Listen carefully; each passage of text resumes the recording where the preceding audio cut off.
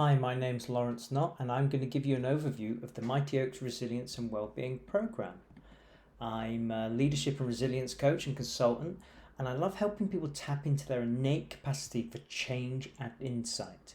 And that's what the Mighty Oaks program is all about. It's about helping you deal with any anxiety, overwhelm, or fear about the current circumstances. It's about helping you manage and maintain your well-being.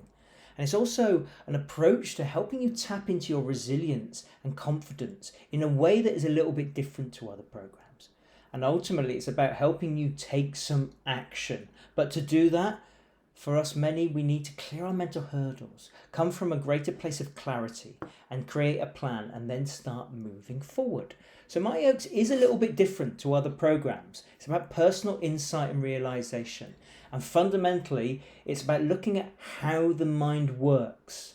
Whereas a lot of other programs are around how we use our mind. So it's about taking a higher vista, a bird's eye view, if you like. So we work as a group.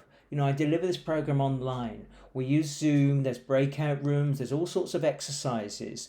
And I find it can really work as long as you basically really show up, turn all the other distractions off, and see the time on the Mighty Oaks program as a gift to yourself.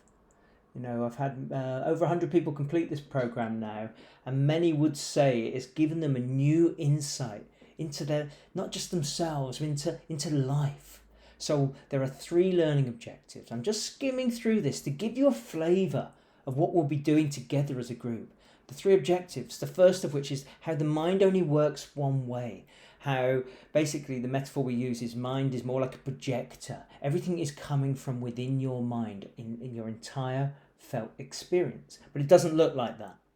The second learning objective is how there is a built-in design for success to the mind. Not material success, but to manifest what you need in the moment. These innate set of psychological resources and processes operating in the background, but we take them so much for granted.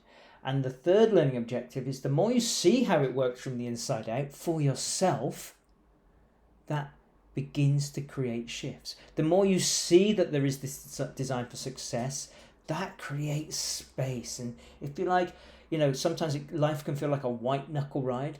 Well, imagine loosening your grip. So the 3 metaphors we use throughout, the idea of the power of thought, which is the creative force that enables you to have any experience in life.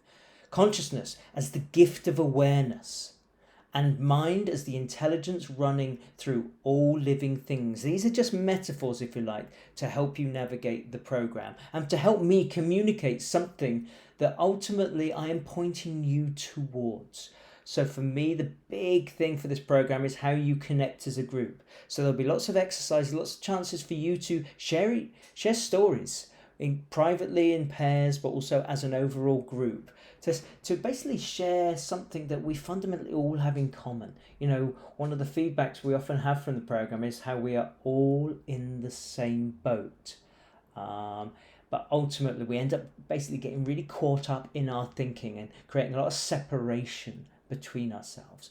But a fundamental question we look at is what difference would less on your mind and clarity of thought do for you? Whether I'm coaching a CEO or someone who's unemployed or a carer, it doesn't matter who they are. What the common point I see is that they have a lot on their mind. But we have this innate capacity for clarity. And my job is to help you see that for yourself. So as we go through the program, I actually invite everyone over the course of the 4 workshops or whatever the design is to basically set some high expectations. What would be a miracle for you? Some people just want to sleep better. Some people want to get a job. Some people want to overcome something that's been basically haunting them for a very long time.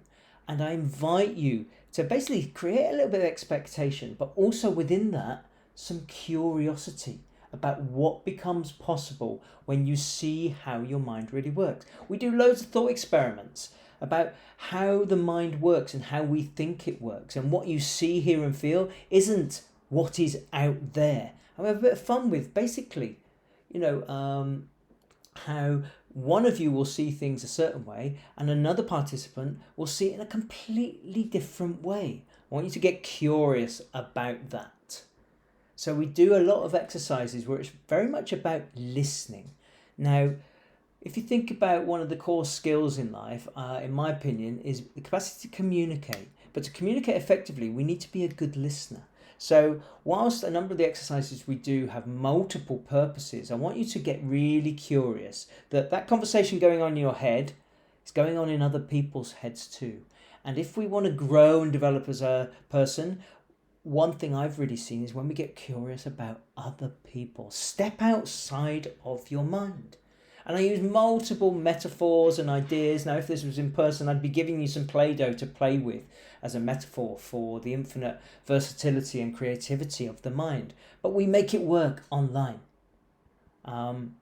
We do exercises to help you tap in to that peace inside of you, where you can feel it flow. You do feel calm, relaxed, in the zone of life.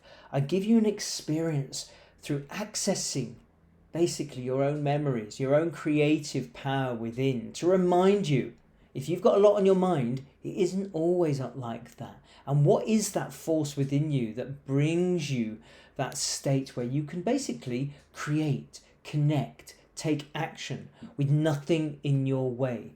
You know, a number of people always say, I get in my own way. I want you to get really curious about what that language actually means. And to cast your mind back. How come when you were young, maybe there was less going on in your mind? You experienced greater freedom. And think about the children that in your life now. How are they different?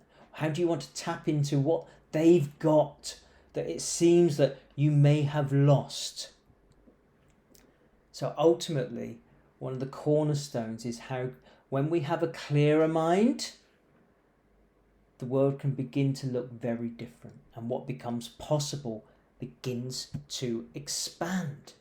So we'll also watch videos that are online, so there's resources you can basically explore in more depth between sessions. And so one of the big ideas I've already mentioned is how the mind is more like a projector than a camera. But one of the distinctions we make throughout the program is how it seems to work is so deceptive. It looks like the outside does cause our experience, but we get seduced by it. So we'll look into that. We'll do the thought experiments for you to see that yourself. And I'll use metaphors about basically from day one when you were born.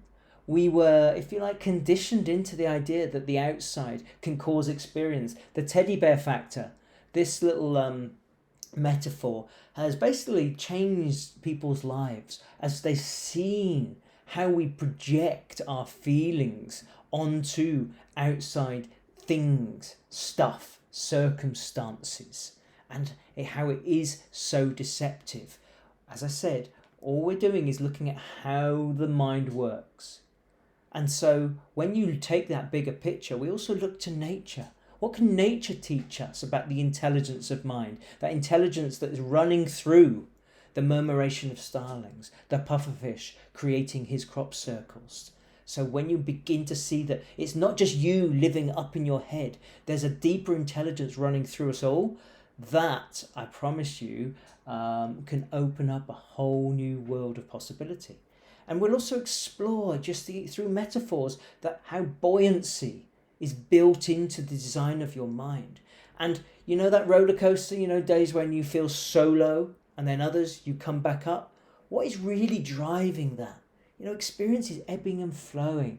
But I think we've been innocently conditioned to believe we need to control life. We need to control our minds. And a metaphor we'll use throughout, and I've got my snow globe right here, how when you leave the mind alone, it will settle of its own accord. The central idea there is just as we have a physical immune system, we have a psychological immune system.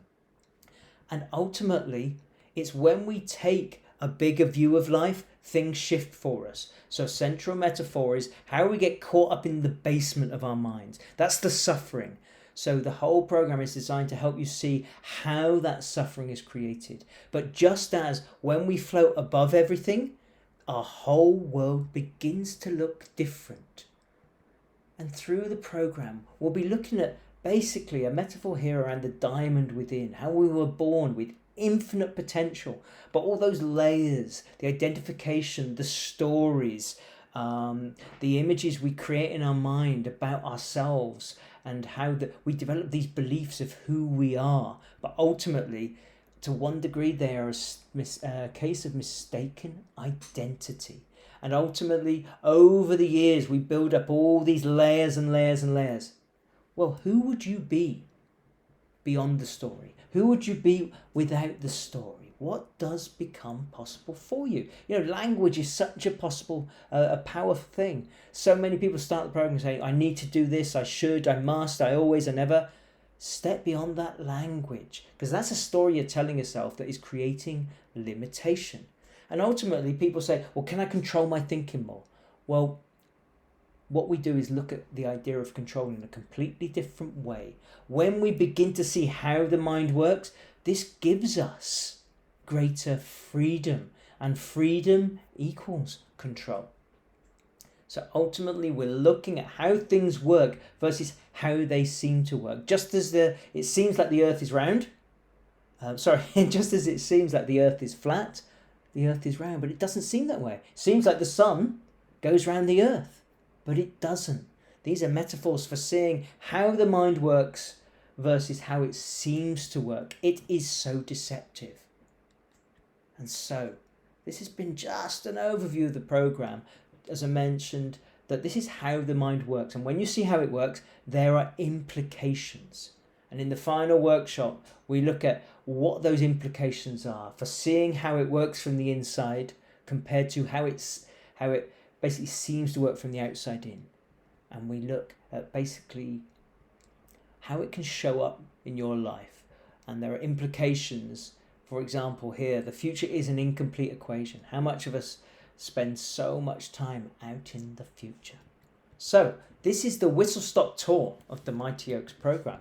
I hope you found it helpful, and I look forward to meeting you.